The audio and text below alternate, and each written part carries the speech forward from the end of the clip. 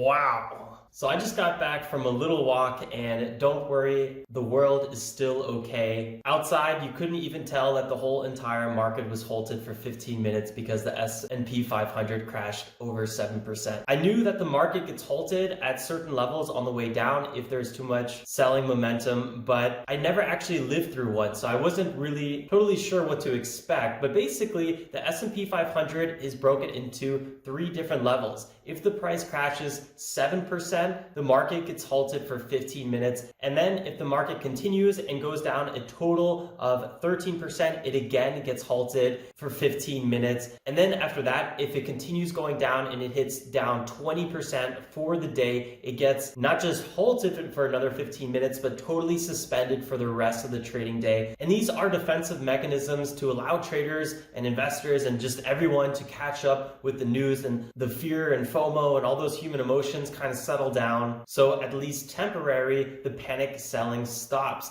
And then tomorrow or after the halt happens, people can then reassess the situation in a little bit calmer fashion. Here's actually the alert TOS Thinkorswim had on their website, or TD Ameritrade had on their website about the halt. And when the market is moving as wild as it was today, or still is, it's almost safe to say that I probably won't be trading, because on Thursday and Friday, when the market was just absolutely ripping all directions, so were the small caps. They were super unpredictable. The breakouts didn't really happen, but then all of a sudden they would be halted on the way down. And then today, the same thing happened. The SPX, our lead gapper, got halted on the way up, and then it just crashed 47%. Whew, I mean, just imagine getting in on that. It's something you typically don't see on a normal day. So it ripped up 140% pre-market, then it ripped up another 50% when the market opened, got halted, ripped down 47%, and then it was just kind of bouncing back and forth. There was a massive amount of spread. It was very easy to get slippage. I don't know, for me, I was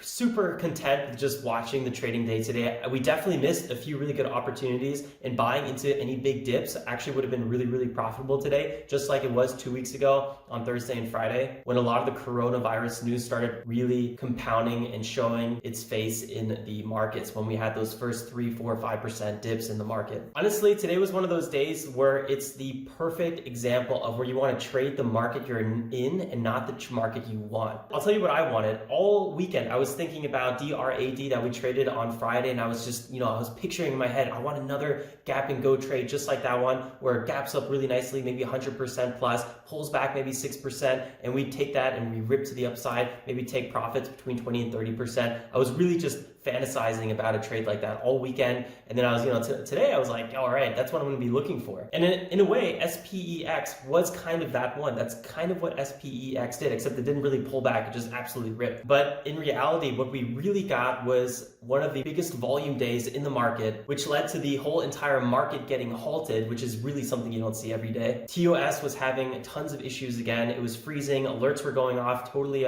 not at the right times, and it was laggy. And when you have one of those environments, I don't feel comfortable trading, because I know how easy it is to get on the wrong side of these trades or get stuck in a halt or God knows what. So I just basically took today off in a way, which was still super fun watching the market with you guys, seeing what you guys were trading. I mean, it was just absolutely wild out there. So I don't really regret anything. I mean, yeah, we could have probably made a 20, 30, 50% bounce trade, especially just now, like 30 minutes ago. Again, there was massive dips in the market, and just buying these dips could be extremely profitable. And I usually love doing that stuff. So I don't know, maybe every now and then I will be doing it, but on a day like today, it's just sometimes it's better to focus on risk management and not getting stuck in any devastating trade. I also quickly want to apologize for that super confusing live stream open. I totally miscalculated the US daylight savings time. Right now I'm 5 hours ahead, and last live stream I was 6 hours ahead of Eastern Standard Time. So that kind of really threw me off. I realized it, but about 30 minutes too late, and then I was trying to prep everything. I was just going through the watch list.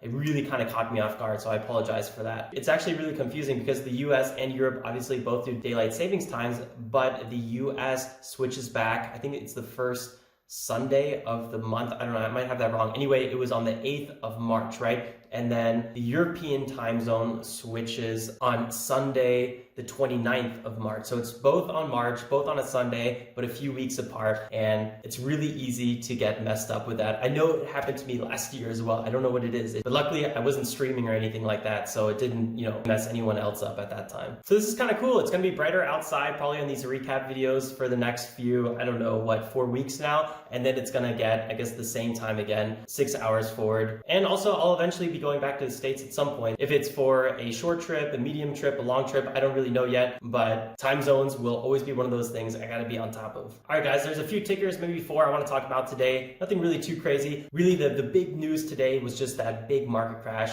Let's go ahead, review the lead gappers, some other tickers you guys were watching, and see what we can do to prepare for tomorrow. Don't forget to hit that like button if you enjoy this content, and if you're totally new here, if you want to learn more about trading and investing, don't forget to hit that subscribe button and the bell icon too. I would love to see you again on a stream. Time for the charts. Okay, so here is SPX, which along with AIM were our 2 lead gappers. And before I talk about SPX, I'm just kind of watching this pullback it's had just right now. It's absolutely insane. It's a 33% dip. And then right here, this bounce was really aggressive, 20% bounce, really, really nice. I actually had a limit order here at 2.5, hoping we get a little further crash. I placed the limit order on SPEX and INO actually, just near really big support areas. And I'm always really conservative with these potential support line bounces, but yeah, we missed these. I think this bounce could be really, really nice, but this is long past our ideal entry. What I want to talk about is that just check out the Dow Jones Industrial Average, the S&P 500, and the NASDAQ. Let's just quickly go and skip through these just for this historic sake. So Dow Jones down 6%, absolutely insane. And it was when it was around 239 is when the market was halted. And we've been bouncing ever since, but who knows, maybe this afternoon we're going to have an aggressive sell-off again. The S&P 500, this was right around here. I think it was, right? 2,700 something is when this one was halted. Remember, 7%, there's a 15-minute halt on the S&P 500, and then across the board, all the stocks are halted. The 13% down on the day, the S&P 500, is another 15-minute halt, and then 20% down on the day. The whole entire trading for the day is suspended. So, if we ever reach that would be absolutely wild. But a 20% dip would be extremely aggressive. So we closed, let's see again where that would be. The market closed roughly around 2,970. And right around here is when we were down 7% near the low. Actually, it was almost exactly the low. So we bounced right off the low at 2,763 is roughly when we got halted. And if this thing ran down 13%, which would land us, well, it's not even really on this chart. Let me just zoom out a little bit more. So a 13% pullback would be roughly around 2,589. So somewhere kind of along this big support area, you can kind of see we've had many bottoms in this area in that big crash. And if we just go ahead and move this down 20%, this is when we would be frozen for the day. For the remaining of the day. So roughly around here at 2,390. This is just a quick overview of what would have happened today. What were those different halt levels? Because as you guys remember, 7%, 13%, and 20% negative days is when the S&P gets halted and then all stocks are frozen. So really, really interesting stuff there. And what caused this big crash is at first it was all the Corona news kind of coming out. That was the initial big downpour right here in the beginning.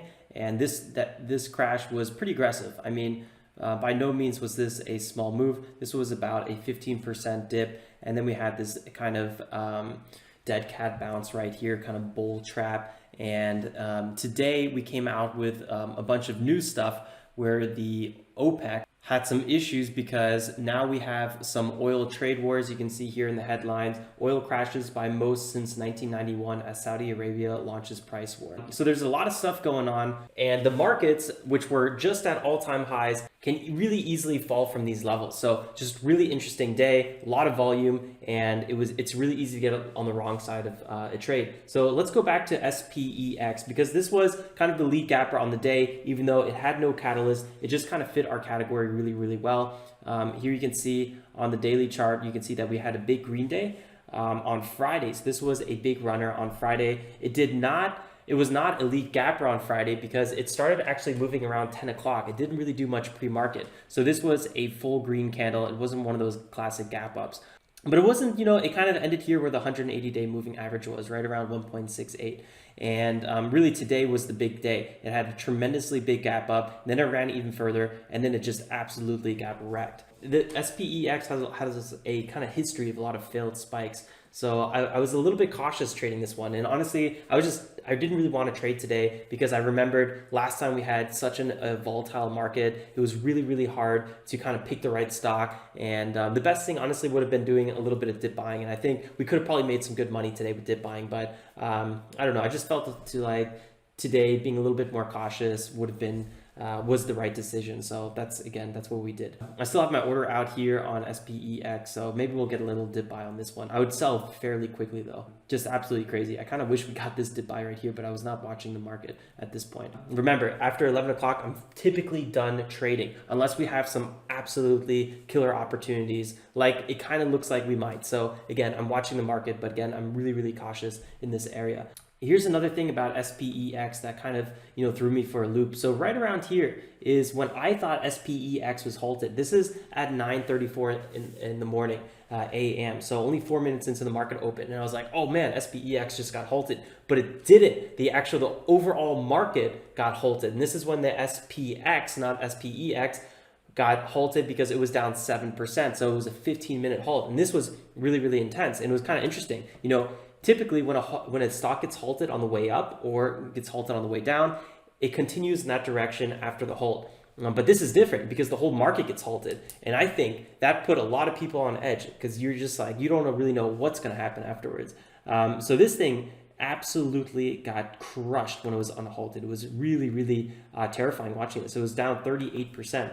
And that's a big reason why days like today, I don't like getting that aggressive or don't really like trading is because you just don't know what kind of weird things are going to happen. Not to mention there's always going to be platform issues like TD Ameritrade is going to be a little glitchy and a little slow. So, typically trading this, you'd want to trade right here at 4.88 as we make the breakout. You might even want to be trading this on a breakout from $5. But then you have that super unexpected halt, right? That just absolutely crushes your position. So that's why, again, I'm a little bit cautious on days like today. But, this bounce was absolutely ridiculous. So maybe getting a bounce here at 350 or something like that could have been really interesting. But you just don't really know. I mean, honestly, a bounce here at $4 would have been the classic way to trade this.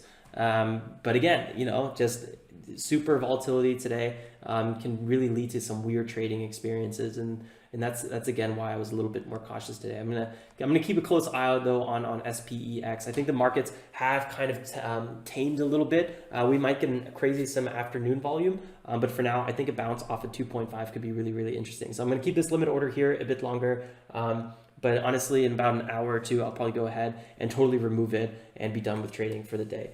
AIM was the second lead gapper on the day. And these are all stocks, guys, we've been trading just continuously. None of these stocks are really, out of the gates, anything really, really new. So another reason to be extra careful today. But AIM absolutely destroyed it. And this was a good fun one to watch. And we probably could have been a little bit more aggressive with AIM. The problem was it didn't really start, showing signs that it was going to be tradable till maybe after 11 o'clock is when we started kind of holding this area. We bounced back above VWAP and then we absolutely ripped from there. These are times, this is a really unusual time for a stock to rip it, 90%. It's really, really unusual to be trading, this time of day or having stocks rip during lunchtime. So I don't know. I'm pretty happy that we didn't trade today, but AIM, lead gapper, big move pre-market. Let's quickly scroll back here a little bit. This move was pretty unprecedented. Not to mention, I don't even believe there was any news on it. 100% move, really crazy. Then a nice little pullback here. So this was the market open today with AIM. We had a really, really nice gap up here. This was about 100% move. And then we pulled back in the morning. This pullback was kind of aggressive. It was about a 10% pullback. So yeah, right around here is when the whole overall market got halted. So this thing only pulled back like a classic 5 to 6% is what I typically look for a lead gapper to pull back before maybe a red to green move or something like that. But because the overall market got halted, scared a lot of traders. People probably wanted to wait a little bit more until some clear setup happened. And, you know, that's when people got aggressive here on this move back up, maybe around like 3.2 or something like that would have been an interesting time for a break back above 3.5. But you just don't know how a stock is going to react when the market is behaving like it is. Long-term wise, AM has kind of been in the watch list for quite some time. It's been a busy mover. We've traded quite often in the past, and today was a really nice big move to the upside. Some tremendous resistance right here between $6 and $7. And honestly, looking at it right now, I must say it's kind of tempting to try to trade this on a pullback here to maybe $4 or something like that. But I'm not totally sure if we're going to be doing it. These are all kind of leftover biotech and coronavirus sympathy plays. And let's quickly go check out VXRT, which was another one on the list. Also pulling back right now. God, everything is just pulling back and just ripping up. It's been absolutely insane. I mean, typically when we're making trade recap videos, you don't see all these big dips happening. It's really rare when all this happens. Right here, it's kind of interesting. Let's see what happens with this one. Let's see how far down it's going to go. Big support here at 44. Big buyers coming in now. Whew, it's good fun just watching all this stuff. VXRT, also no news. One of the ones that's been on our watch list on and off. It could have been some really good trading. Right in the morning open, we had this little pullback. This pullback wasn't too bad. This is something I would typically expect, 5 to 6% pullback on a big mover, and then, you know, rips 20%. This rip wasn't as strong as some of the other ones, but again, a lot of these just have no catalyst. It was about a 20% move, and honestly, this is one of those moves that I kind of wish I really got. Placing a limit order around $3 is a classic thing that I usually like to do, and, you know, right away we would have got a bounce here, 5%, maybe even 10% if we held pretty long. But days like today, you could definitely make a lot of money. You could also lose a lot of money. It's just a kind of crazy day, and I typically do like to kind of have my paws off a little bit more, but just check out how everything is ripping all over the place. I'm nervous because I feel like I'm about to break my rule of not trading after 11 o'clock, but let's keep moving. Very quickly, we just want to talk about INO. This one was a favorite on many people's watch list, especially in the chat room. I know you guys are calling out INO for days now, and it makes total sense because, you know, it's been absolutely ripping. The reason I have not been trading INO is because the market cap is way bigger than I typically look for. It's over $1 billion, and that's after the big pullback it had. And then, you know, shares outstanding over 100 million. Over 100 million shares outstanding. So again, it's not your typical small cap, low float, south of 10 million shares outstanding stock. So that's why I typically have been ignoring INO. But today, or a day like today, where there's just so much volatility, you could trade something like INO. You guys could trade whatever you want, but even me with this strategy, INO is a good, interesting pick. And check out $10. That support at $10 would have been super nice. So just good opportunity all around the place with these stocks, and it's just really good fun to watch. But, you know, check out these pullbacks. They've been so aggressive. What if you're trying to do some dip buying here and all of a sudden, you know, this thing pulls on you 32%. I don't know. It's good to be extra cautious on a day like today. I feel like kind of like a broken record, and I don't want to keep repeating myself. Yeah, I hope you guys all had some successful trading today, and I really honestly cannot wait for tomorrow. I'll definitely make sure to start the live stream on the right time. Let's see if we snag a trade this afternoon.